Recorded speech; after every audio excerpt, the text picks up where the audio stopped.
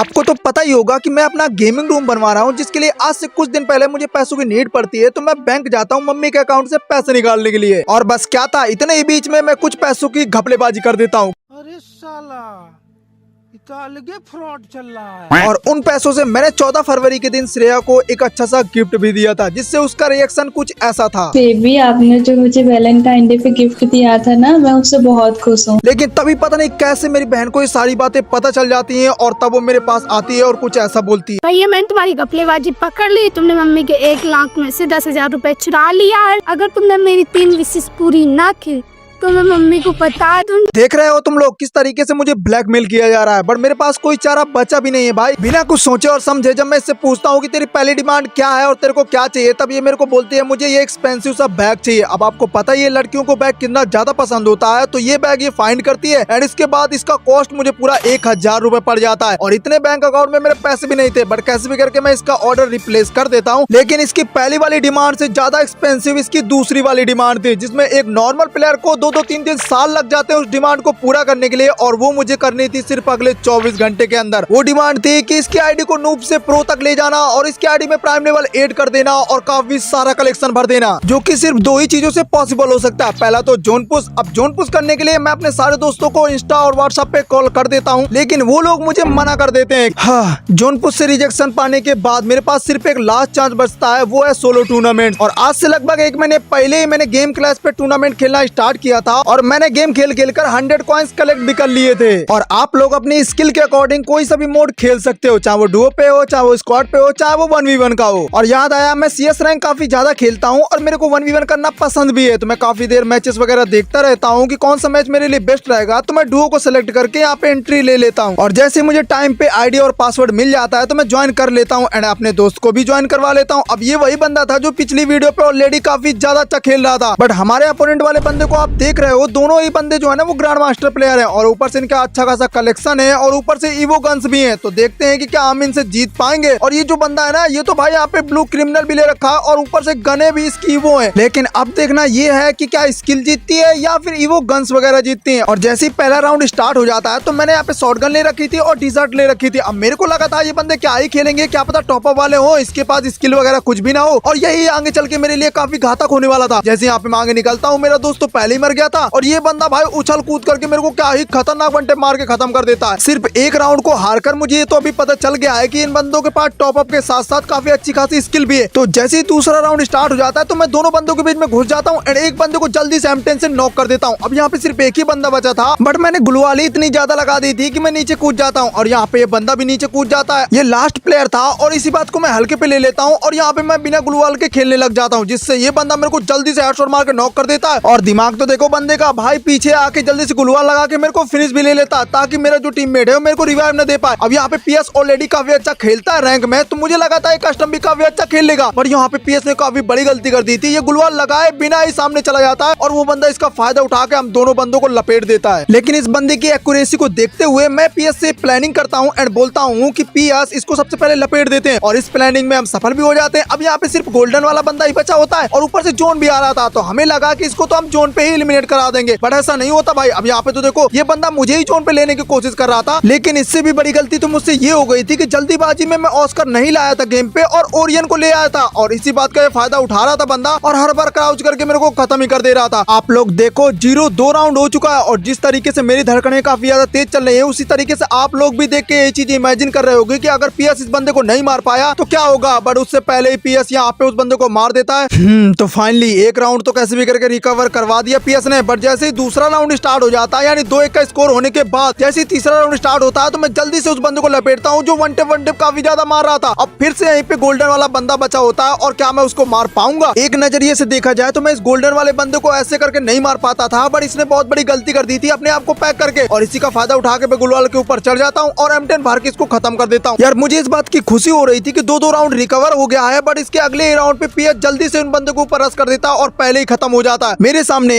1v2 की situation और यहाँ पे मैं गोल्डन वाले बंदे को टारगेट कर ही रहा होता हूँ। गुलवा लगा के आगे जाने की कोशिश करता हूँ कि लॉन्ग से इन दोनों बंदों को खत्म कर दूंगा। बट ये जो गोल्डन वाला बंदा होता है ना, क्या ही तो खतरनाक मार रहा था भाई। जैसे जैसे स्कोर बढ़ रहा था वैसे वैसे मेरी धड़कनें भी बढ़ रही थी और ये लास्ट राउंड था। अगर हमने जीत लिया तो 3-3 का स्कोर बराबर हो जाएगा। तब यहाँ पे पीएस आगे जाके मर जाता है। अब मेरे को गुस्सा तो बहुत ज्यादा आ रही थी पीएस के ऊपर कि क्या ही तो नूबड़े जैसा खेल रहा है। अब मेरे सामने फिर से 1v2 की सिचुएशन आ चुकी थी और देखो तो ऊपर से जोन भी मेरे अपोनेंट में है, यानी जोन भी आ चुका था। और जैसे मैं यहाँ पे जोन से निकलने की कोशिश करता हूँ तब तक ये रेड क्रिमिनल वाला बंदा मुझे पीछे से हेडशॉट मार के खत्म कर देता है। अगर आपको लगता है कि इन सामने वाले बंदों से भी खतरनाक गेम प्ले आपका है तो आप लोग एक बार इसको ट्राई जरूर करना। भाई तो यहाँ पे मैं पहला गेम तो हार चुका हूँ, बट इसके बाद मैं यहाँ पे सोलो वाला खेलने वाला था। और जैसे ही मैं सोलो का मैच ज्वाइन करता हूँ तो मेरे सामने एक फ्री स्टाइल वाला प्लेयर आ गया था और उसको तो मैं इजिली फ्री स्टाइल की तरीके से मार दे रहा था। वो भी गुलवाल नहीं लगा रहा था, मैं भी गुलवाल नहीं लगा रहा था। लेकिन सेकेंड राउंड पे शायद इस बंदे को समझ में आ चुका था कि ज्यादा हवाबाजी करेगा तो गेम हार जाएगा, तो ये गुलवाल लगाने स्टार्ट कर देता है। बट फिर भी इसको क्या ही तो खतरनाक वन टैप मार के मैं इसको दोबारा खत्म कर देता हूँ। लेकिन इसके अगले राउंड पे भाई मैं वाहवाही करूंगा कि इस बंदे की क्या ही तो स्ट्रेटजी थी। ये बंदा मेरे ऊपर फुल्ली रस मोड पे आ गया था, बट फिर भी एसएटी का हेडशॉट मार के खत्म कर देता हूँ मैं इस बंदे को। बाकी तुम लोग अभी तक इस वीडियो को देख रहे हो तो मेरे को कमेंट करके ये बताओ भी तुरंत कि इसकी अगली चाल क्या रहने वाली है। और देखो तो इसने क्या ही तो तगड़ा दिमाग लगाया था। मेरे को लगा ये ओल्ड प्लेयर होगा। मैं जैसे अपना पहला फायर कर रहा था तब ये दिन फायर कर रहा था और इसी का यूज करके इस बंदे ने क्या ही तो तगड़ा मेरे को हेडशॉट मार दिया। और ऊपर से देखो तो एक राउंड जीत के क्या ही तो भाई लोन दिखा रहा है मेरे को। लेकिन इसके अगले राउंड पे मैंने सोच लिया था कि इसको लपेटूंगा, और भाई मैं यहाँ पे लपेटने जा ही रहा होता हूँ, बट ये बंदा फिर से मेरे को हेडशॉट मार के खत्म कर देता है। और इसी तरीके से इसने 2 राउंड लगातार जीत लिए थे। लेकिन अब मैंने पूरा सोच लिया था कि मैं इसको पहला फायर दूंगा ही नहीं, तब देखता हूँ कि ये कैसे गेम को जीतता है। और सेम इसी थिंकिंग के साथ जैसे मैं यहाँ पे M590 लेकर जाता हूँ आगे, ये बंदा भाई दे ही नहीं पाता मेरे को हेडशॉट और मैं इसको हेडशॉट मार के फाइनली इस गेम को भूया कर लेता हूँ। मैं सच्ची बता रहा हूँ, मेरे अंदर की जो खुशी है ना उसको सिर्फ एक टूर्नामेंट प्लेयर ही एब्जॉर्ब कर पाया होगा या खुद समझ पाया होगा। अच्छा ये बताओ, जब आप लोग रैंक मोड खेल खेल के परेशान हो जाते हो तब आप मूड फ्रेश करने के लिए क्या खेलते हो? ऑफ कोर्स यार लोन वल्फ ही खेलोगे ना। और मैंने लोन वल्फ के मैचेस ज्वाइन भी कर लिए थे और सामने वाला जो बंदा था ना उसको पहले राउंड पे हेडशॉट मार के मैंने फिनिश भी कर दिया था। अब मुझे लग रहा था ये बंदे के कपड़े अच्छे खासे नहीं है तो ये क्या ही खेल रहा होगा। तो दूसरे वाले राउंड पे मैं कंटेनर के पीछे छुप जाता हूँ और जैसे ये आता है इसको हेडशॉट मार के जल्दी से फिनिश कर देता हूँ। ये तो आप लोगों के साथ भी होता होगा कि अगर आप लोग 2 राउंड जीत जाते होगे तो आपके अंदर ईगो आ जाता होगा और आप लोग गेम को सीरियस नहीं लेते होगे। और ऐसा ही मेरे साथ भी होता है। यहाँ पे मैंने एसवीडी से दोबारा हेडशॉट मार दिया था और स्कोर 3-1 का हो चुका था। लेकिन इसके अगले राउंड पे जब इस बंदे ने M590 ली तब मुझे थोड़ा डाउट हुआ कि कहीं ये 2 राउंड लगातार मैं हार न जाऊं, क्योंकि M590 चलाना काफी डिफिकल्ट का काम होता है और मैंने आज से पहले कभी M590 चला ही नहीं है, तो मैं थोड़ा डर भी रहा था। बट जैसे तैसे मैं इस बंदे को 2 गोली मार के खत्म कर देता हूँ। बट कुछ भी बोलो, बंदे ने डैमेज तो काफी ज्यादा दिया था और इसके अगले राउंड पे मैं इस बंदे को फिर से काफी डैमेज कर देता हूँ और ऑस्कर का यूज करके जल्दी से इसकी गुलाल को तोड़ता हूँ। बट ये बंदा जल्दी से तासुए यूज करके यहाँ पे चला जाता है और फिर मैं इसके ऊपर रश करता हूँ। तब तक ये बंदा मेरे को 2 गोली मार के खत्म कर देता है। अब मुझे लग रहा था ये बंदा मेरे को सीरियस बिल्कुल भी नहीं ले रहा है और अगले ही राउंड पे डीजा टेकल से हेडशॉट मार के खत्म कर देता है। मुझे तो अभी कुछ समझ में ही नहीं आ रहा है कि लगातार 4 राउंड हारने के बाद ये बंदा फिर से लगातार 4 राउंड मुझसे जीत भी गया और अब फाइनल राउंड था जहाँ पे मैं AWM से जल्दी से इसको डैमेज देता हूँ एंड नीचे कूदते कूदते AWM का एक शॉट कनेक्ट करके फाइनली इसको खत्म कर देता हूँ। भाई सांस में सांस आई, वरना ये राउंड पे भी ये डीजा टेकल से हेडशॉट मार के खत्म कर देता। लेकिन इतना ज्यादा मैं कंफर्टेबल हो गया था लोन वल्फ को लेकर कि मैं BR और CS के मैचेस खेल ही नहीं रहा था। और कभी कभी तो मैं वन टेप वाली गन का काफी अच्छा यूज कर रहा था, तो कभी कभी जो आग फेंकने वाली हमें लोन वल्फ पे मिलती नहीं गन, उसी से बंदों को खत्म कर दे रहा था। और ये लास्ट वाले बंदे को UMP से खत्म करने के बाद मैंने काफी सारे मैचेस को भूया किया और अब मेरे पास हो चुके हैं टोटल 1600 कॉइंस। तो जल्दी से इन कॉइंस को एक्सचेंज करने के बाद मैं आ जाता हूँ अपनी सिस्टर की 9 लेवल की नूबड़ी आईडी में। वैसे कहने के लिए तो ये एक 9 लेवल की आईडी है, बट ये 1 साल पुरानी होने वाली है। लेकिन 1 साल के अकॉर्डिंग ना ही तो इसमें काफी अच्छे कपड़े हैं, ना ही गन स्किन है। और अब देखना ये है कि मुझे कितने सारे डायमंड लगते हैं इस आईडी का प्राइम लेवल 8 करने के लिए। बट उससे पहले मैं यहाँ पे मंथली से शुरुआत कर दिया हूँ और एक साथ ही मेरा प्राइम लेवल 2 भी हो चुका है। अब प्राइम लेवल 2 हो चुका है और ऊपर से मेरे को यहाँ पे मिल चुके हैं पूरे 1050 डायमंड। और इसके अलावा मुझे 29 दिनों तक 50-50 डायमंड कंटिन्यूसली मिलते रहेंगे, जो कि मेरे लिए काफी अच्छी बात होगी। लेकिन आपको तो याद होगा कि 14 फरवरी के दिन हमारे गेम पे इमोट रॉयल नाम से इवेंट चल रहा था, जिसमें हम लोगों को प्यारे प्यारे इमोट देखने को मिल रहे थे और अभी तक ये इवेंट चल रहा है। तो मैंने सोचा क्यों ना लगे हाथ इसको भी निकाल देंगे, कोई ना कोई इमोट तो फंस ही जाएगा। बट क्या पता भाई कोई ना फंसे और मेरे पूरे डायमंड खत्म हो जाए। लेकिन फिर भी मैं 90 डायमंड की पहले स्पिन मार देता हूँ एंड देखने वाला हूँ कि इसमें हमें मिलने क्या वाला है। चलो कुछ तो अच्छा मिल जाए इस बार पक्का सा। भाई पहले स्पिन पे मेरे को कुछ तो देखने को नहीं मिला। हाँ MP5 और M10 की परमानेंट स्किन तो मिल गई, बट जब मैंने दूसरा स्पिन मारा तो मुझे लग रहा था कि कुछ ना कुछ तो इस बार निकल ही जाएगा, बट शायद मैं गलत था। भाई कुछ ही नहीं निकलता। इसके बाद यहाँ पे 1-2 और स्पिन में मारता हूँ एंड इसके बाद लक बढ़ाने के लिए मैं लक लॉयर पर भी स्पिन मार देता हूँ। लेकिन उसके बाद मुझे रियलाइज होता रहा है कि भाई हमारे गेम पे जो अभी इवेंट चल रहा है जिसमें हमें ईवो गन्स देखने को मिल रही हैं। अब देखो आपको तो पता ही होगा कि किसी भी आईडी को रेयर बनाने के लिए हमारे पास गन स्किन तो होनी ही चाहिए, तो मैं एक गन स्किन सोच रहा हूँ निकाल ही लूं। इसी वजह से यहाँ पे मैं धड़ाधड़ स्पिन मारना स्टार्ट कर देता हूँ बिना ही रुके, क्योंकि मुझे पता था भाई यहाँ पे अगर लक होगा तो जल्दी से जल्दी निकल जाएगी और नहीं लक होगा तो नहीं निकलेगी। सेम इसी थॉट के साथ जब मैंने स्पिन मारना स्टार्ट कर दिया था और एकदम से यहाँ पे भाई एक कांग्रेचुलेशन आ जाता मेरे को और मेरे को एयर 94 की स्किन मिल जाती है भाई, वो भी ईवो वाली। आप लोगों को तो पता ही होगा कि एयर 94 की वैल्यू सिर्फ CS रैंक वाले प्लेयर को ही पता है, क्योंकि जब स्टार्टिंग में एयर 94 आती है ना तो क्या ही तो तबाही मचाते हैं बंदे। लेकिन यहाँ पे मेरा दिमाग पता नहीं कैसे खराब हो जाता है, मैं ईवो पे स्पिन मारना छोड़ देता हूँ एंड इस इमोट वाले इवेंट पे स्पिन मारना स्टार्ट कर देता हूँ। एंड सीरियसली यहाँ पे काफी सारे डायमंड मेरे खत्म हो ही रहे थे और मेरे को कुछ मिल भी नहीं रहा था भाई।